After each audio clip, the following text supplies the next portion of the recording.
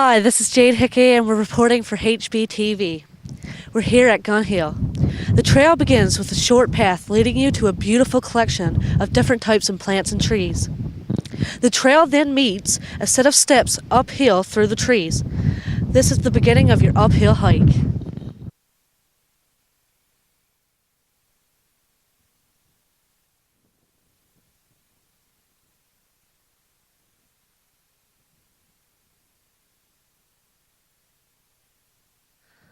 What are your names?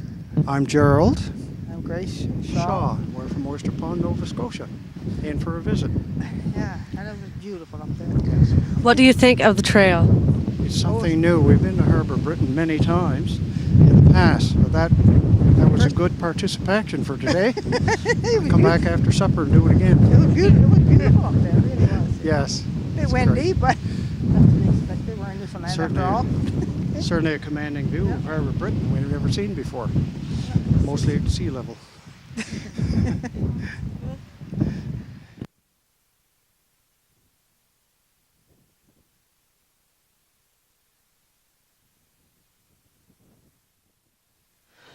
From the bottom of the hill to the top, the trail is full of beautiful scenery and fantastic photo opportunities.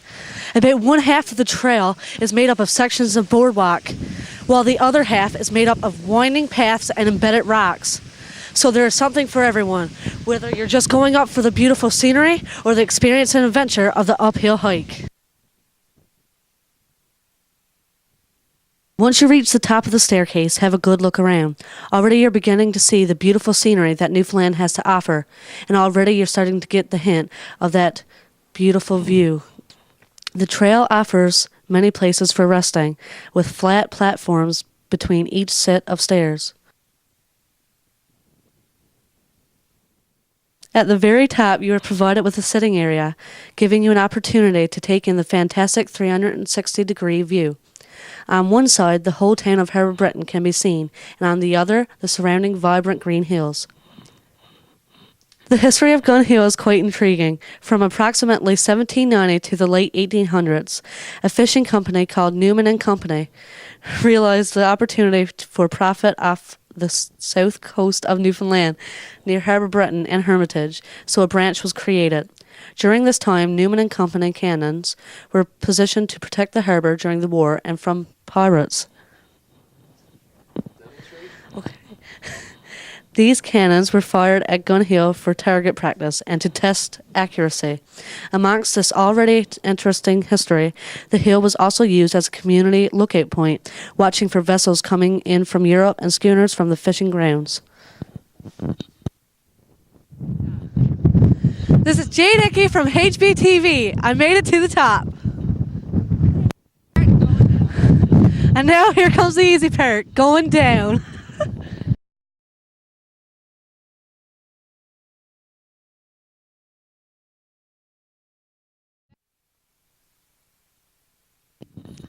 Here we are now at Rocky Point Lighthouse.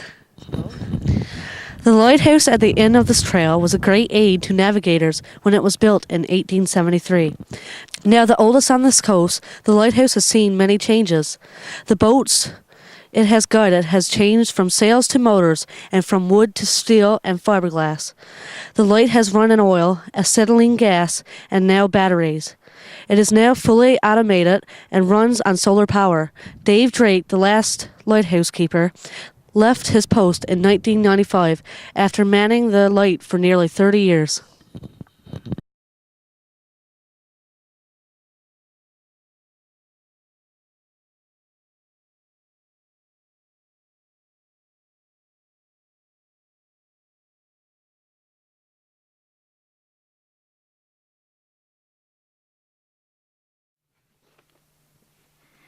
Dating violence is violence that can happen on a first date or with a regular partner at any time. It often occurs when a partner is jealous, has been drinking, or forces you to go further sexually, even when you say no.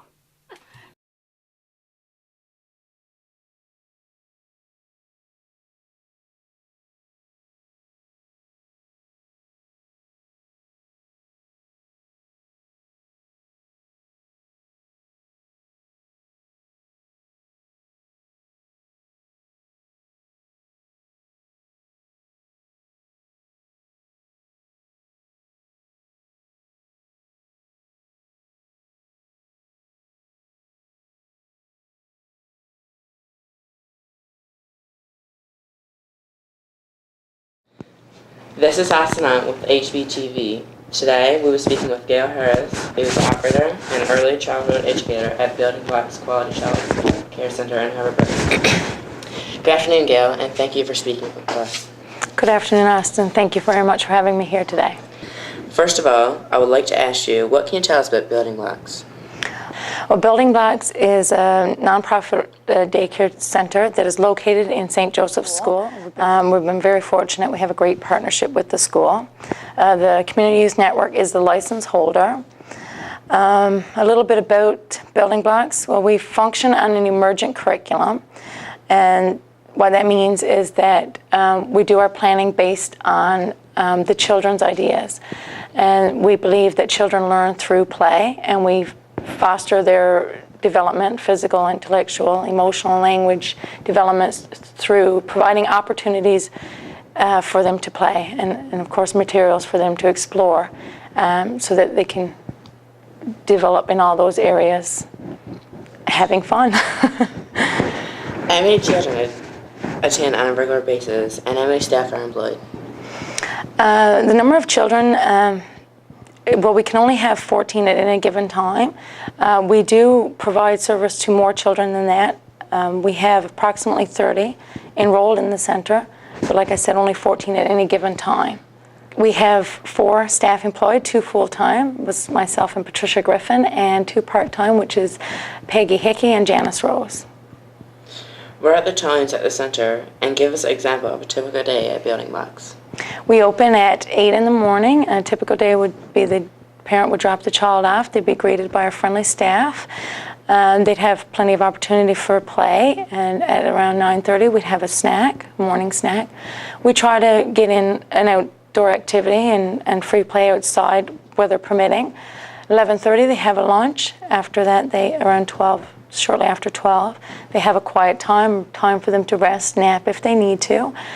And then they are up and playing again until 2:30. You have another snack, and again try to get another outdoor or physical activity. If we don't get outdoors, we try to get up to the gym.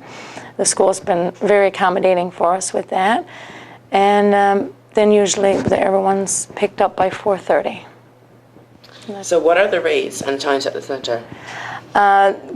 The rates are $12 for half day, $24 for full day, which totals $120 per week from 8 to 4:30, Monday to Friday. Thank you for taking the time to speak to us today. You're very welcome. Thank you very much for having me. Would you like a tour of the Child Care Center now?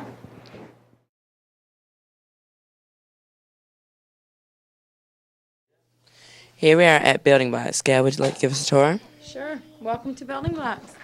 Here we're standing in our story corner. We have a variety of books for the children and a quiet, soft place to sit and read. We usually have our circle times here before snacks and lunches. We have time to come together as a group, read a story, sing a few songs. This is our house area. And this is a place for the children to do dramatic play, pretend, be creative in their ideas, and have fun. Can you tell us anything about it? We have fun. You have fun. Building Blocks is a fun place to come, isn't it? And you learn a lot of things here in the house area, don't we? Yes, we sure do. We play pretend, and we cook food. We have restaurants, don't we? We go fishing and everything.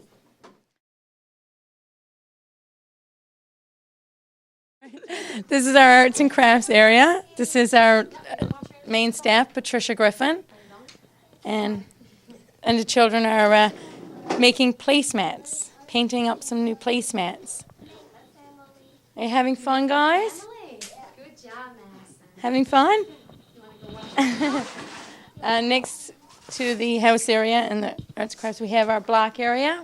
I don't know if you want to come over and see. We have a variety of blocks and people, tools for the children to play and explore. They build roads. The boards have become guitars. Again, like I said, the emergent curriculum is all based on the children's ideas, their thoughts. So we just provide the materials and encourage them to do what they'd like to do with them.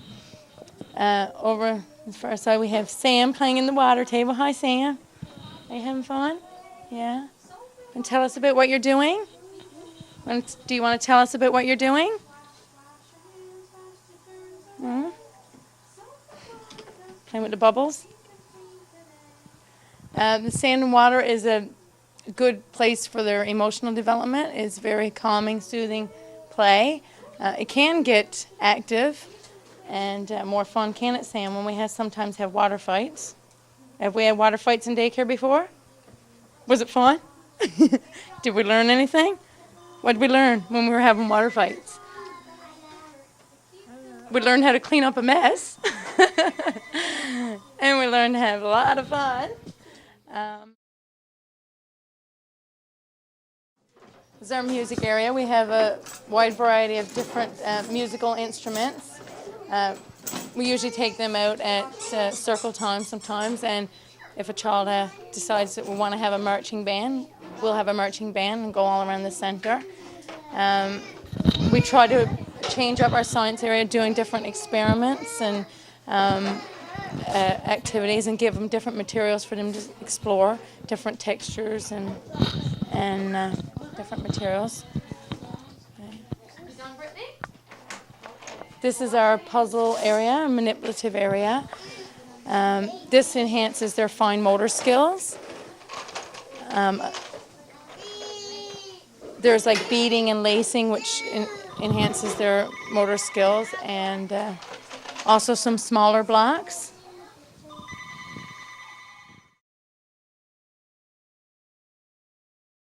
What we're going to do?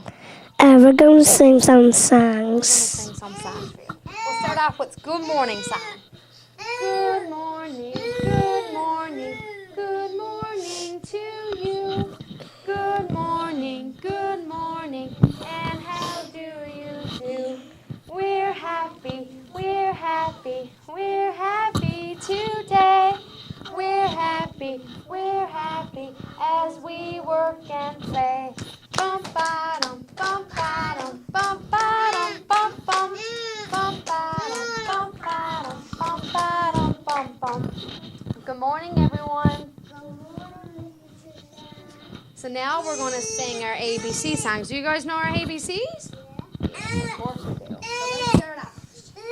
A B C D E F G H I J K L M N O P Q R S T U V W X Y and Z. Now I know my ABCs. Next time, won't you sing with me? Now we'll share our names with everybody, okay? Oh, here we're together, together, together. Oh, here we're together, all sitting on the floor. There's Sam, and Brooklyn, and Brittany, and Ray, and Edison, Ethan and Christian. and Patricia. Oh, here we are together, all sitting on the floor. The more we get together, together, together, the more we get together, the happier we'll be. And your friends are my friends, and my friends are your friends. The more we get together, the happier we'll be. Okay, we'll do one last song, and it's called the Hop Hop song. Do you like the Hop Hop song? Okay, here we go. We'll start with Sam. Sam is a big boy, a big boy, a big boy. Sam is a big boy, 5 years old. Hop Hop Sam, Hop Hop Sam. Hop Hop Sam is 5 years old. Brooklyn is a big girl, a big girl, a big girl. Brooklyn is a big girl, she's 4 years old. Hop Hop Brooklyn, Hop Hop Brooklyn. Hop Hop Brooklyn, she's 4 years old. Good job, guys. Brittany is a big girl, a big girl, a big girl. Brittany is a big girl, she's 3 years old. Hop Hop Brittany, Hop Hop Brittany. Hop Hop Brittany, she's 3 years old. Ray is a big girl, a big girl, a big girl. Ray is a big girl, she's 2 years old. Hop Hop Ray, Hop Hop Ray. Hop Hop Ray, she's 2 years old. Madison is a big girl, a big girl, a big girl. Madison is a big girl, she's 2 years old. Hop Madison, hop Madison, hop Madison, she's 2 years old. Ethan's 2, right? You want to turn hopping? 2, right? Ethan is a big boy, big boy, big boy. Ethan is a big boy, he's 2 years old. Jump, jump, Ethan, jump, jump, Ethan. Jump, jump, Ethan, he's 2 years old. Christian is a big boy, big boy, big boy. Christian is a big boy, he's 4 years old. Hop up, Christian, hop up, Christian. Hop up, Christian, he's 4 years old. Everyone are big boys and girls, big boys and girls, big boys and girls. Everyone are big boys and girls at building blocks. Hop up, everyone, hop up, everyone. Hop up, everyone at building blocks. Good job. Give yourself a clap. Yay. You guys did great hopping, great hopping. So that's the perfect.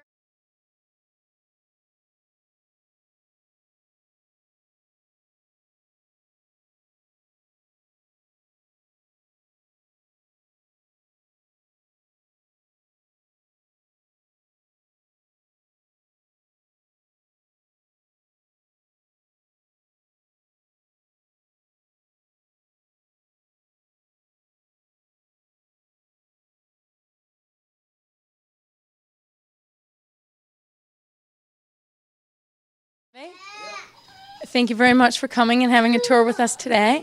Appreciate this opportunity. If anyone would like to enroll their child here at Building Blocks, please feel free to give me a call anytime at 885-2226. Thank you very much.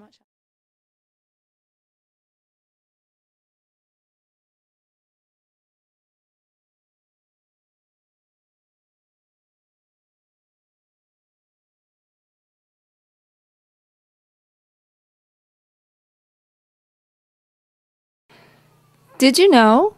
Small business accounts for 98% of all businesses in Canada.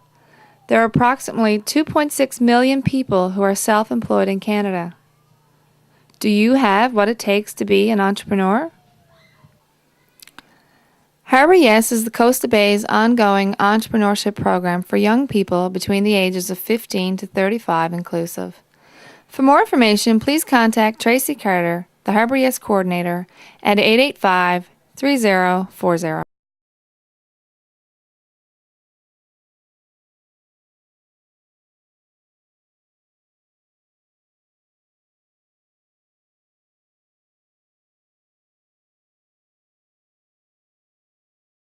Deadman's Cove is a must-see for visitors. Located just 1 kilometer from Harbour Britain, it is accessible by vehicle or by walking trails and boardwalks from the highway at Malpond. 4 adjoining beautiful sandy beaches were formed here as a result of glacial deposition. Walk the fine reddish sand and tease the waves. In season, you can watch capelin roll on the beaches and whales feed near shore. From Deadman's Cove, you can see the whole entrance to Fortune Bay, the nearby islands of Sagona and Brunet, part of the Burin Peninsula, as well as the French island of Miquelon.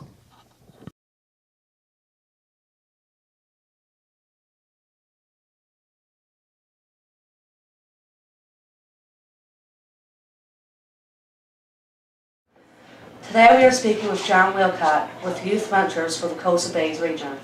Good morning, John, and welcome to Hbtv. Thanks for having me. What is Youth Ventures all about?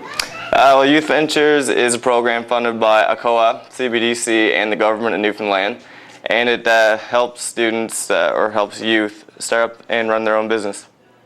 Yeah, cool. What can the coordinators like you do to help a student start a business?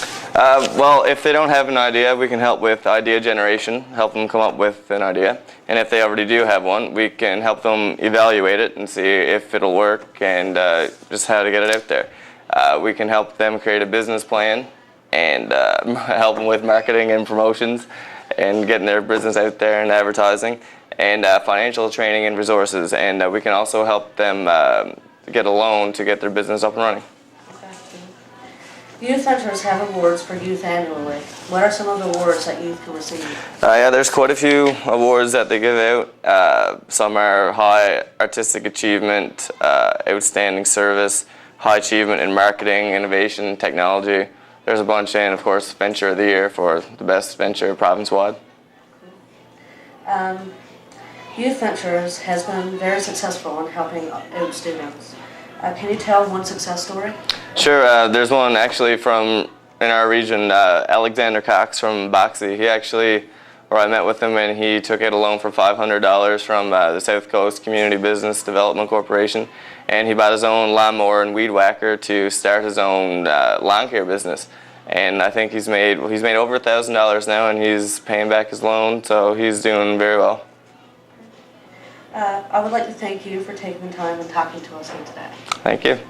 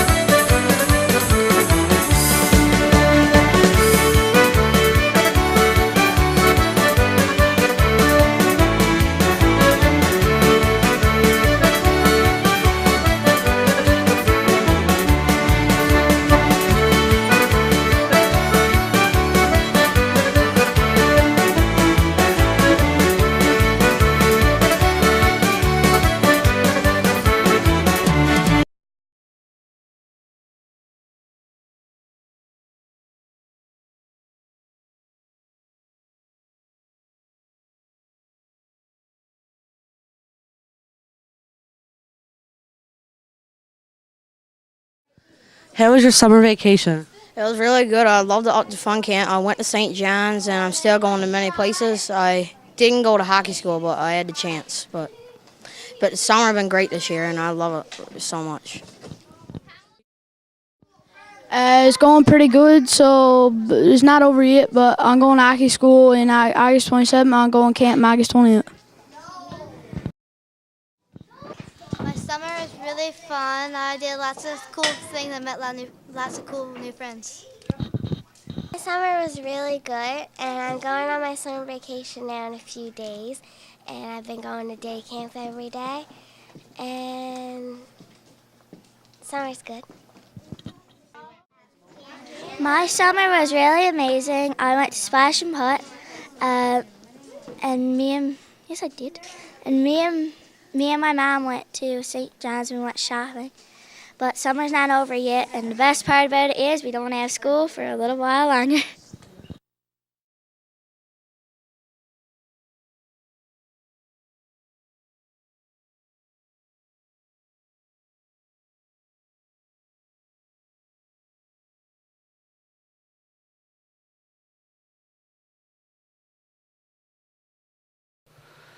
Sexually transmitted diseases, also known as STDs, are infectious diseases that spread from person to person through intimate contact. STDs can affect guys and girls of all ages and backgrounds who are having sex. It doesn't matter if they're rich or poor. Unfortunately, STDs have become common among teens. Because teens are more at risk at getting some STDs, it's important to learn what you can do to protect yourself. STDs are more than just an embarrassment. They're a serious health problem. If untreated, some STDs can cause permanent damage, such as infertility, the inability to have a baby, and even death in the case of HIV or AIDS. One reason STDs spread is because people think they can only be infected if they have sexual intercourse. That's wrong. A person can get some STDs, like herpes or genital warts, through skin-to-skin contact with an infected area or sore. Another myth about STDs is that you can't get them if you have oral or anal sex. That's also wrong, because the viruses or bacteria that cause STDs can enter the body through tiny cuts or tears in the mouth and anus, as well as the genitals. STDs are also spread easily because you can't tell whether someone has an infection. In fact, some people with STDs don't even know that they have them. These people are in danger of passing an infection onto their sex partners without even realizing it. As with many other diseases, prevention is key. It's much easier to prevent STDs than to treat them. The only way to completely prevent STDs is to abstain from all types of sexual contact. If someone is going to have sex, the best way to reduce the chance of getting an STD is by using a condom every time. People who are considering having sex should get regular examinations. There are 2 reasons for this. First, these exams give doctors a chance to teach people about STDs and protecting themselves. And second, regular exams give doctors more opportunities to check for STDs while they're still in their earliest, most treatable stage. For more information, contact your local public health nurse. All inquiries are confidential.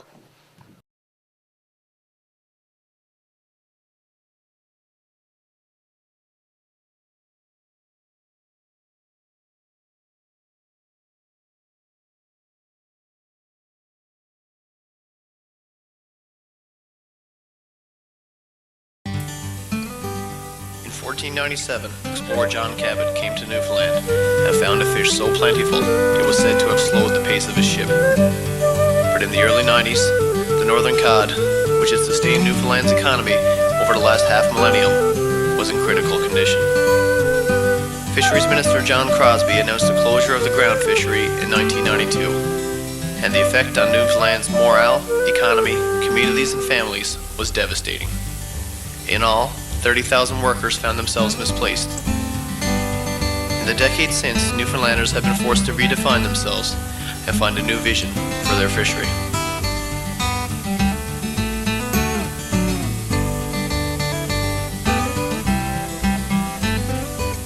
These are new days for the Newfoundland fishery. Where once cod teemed our waters, the stock has still yet to recover. But Newfoundlanders are an enterprising and resilient bunch. And on this day in July, just past the Narrows of Salvage, a small community on the Eastport Peninsula, rich in fishing history, the new fishery is taking place.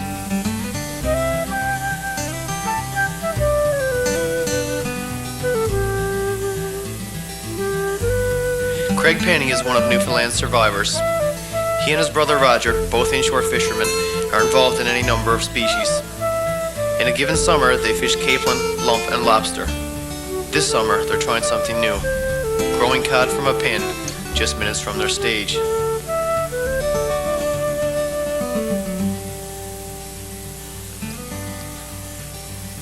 The northern cod are often referred to as the pig of the sea. They have a voracious appetite and tend to gain weight very quickly. They will eat almost anything, and, if fed every 2 days, can double their weight in 100 days.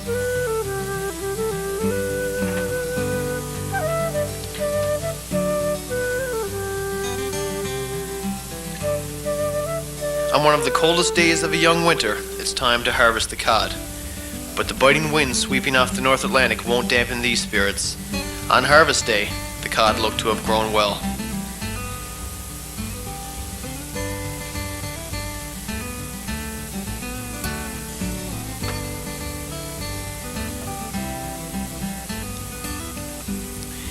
With the evening approaching, the pennies load the fish into the truck to bring it to the plant.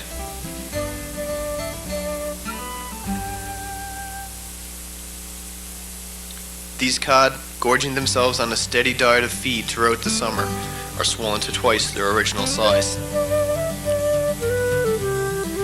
This divot in the fish shows the excellent fillets that can be taken from a farmed cod.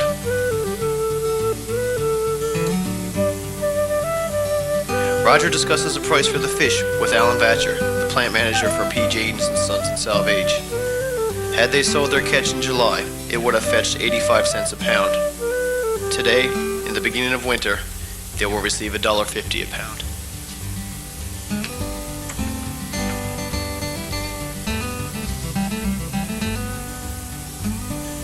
For feed, the pennies grind herring. Capelin herring and mackerel make for a feast for the pen cod. P. James and Sons, the brothers' partner in the initiative, agreed to freeze the feed for them. Growing cod isn't the only game in town for the pennies. They are versatile inshore fishermen and managed to catch 2,000 pounds of capelin and 5,000 pounds of herring to be used as feed. The pennies have enlisted the help of a friend to get the fish to the plant. In the icy grip of Father Winter, with a full load of fish, this too is no easy task.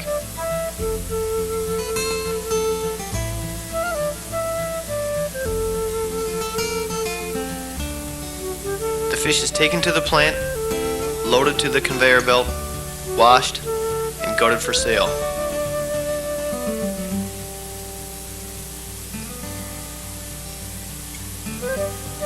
The seafood industry is built on a foundation of quality. This catch is no different.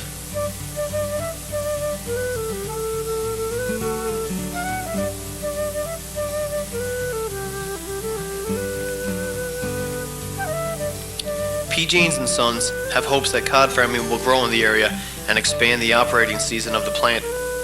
The salvage plant is normally quiet this time of year, but 10 workers have to be brought in to process the pennies catch. Ralph Penn, aquaculture specialist with P. James and Sons. Well, for us, we're involved from Henstar, we're right on down to White Bay. Right now, the only growers we have are here in Salvage, one group. We're hoping next year that will ramp up to maybe 5 or 6 more fishermen. Eventually, we'd like to get to the point where there'll be not only farm cod from wall cod, but there'll be cod available from a hatchery, where we can turn this plant into, well, I should say, extend the season of this plant. Further on up through, as we kept feeding it, we had to keep feeding it more. And that's what we got, 98% growth on it. So that was a big difference. There was a lot of difference in the size of the fish. Incredible. They were like football, and it was a good thing we had, as far as we was concerned. It didn't take no time once we got the fish in the cage and that. We used to feed it after supper, so it didn't take that long, you know. Fished every other species that we had to catch while we was doing that, and we could see where we could handle, say, 15,000, perhaps 20,000, and still fish our other quotas. So it wasn't that real time consuming at all. Cost it, me and my brother Raj, and we figures whatever we get for a quota this year, we're going to try to catch and things go up bigger. On the back of success begins something new. This is a new fishery and a new day, led by visionaries who see value where others can't, who create the future rather than await it.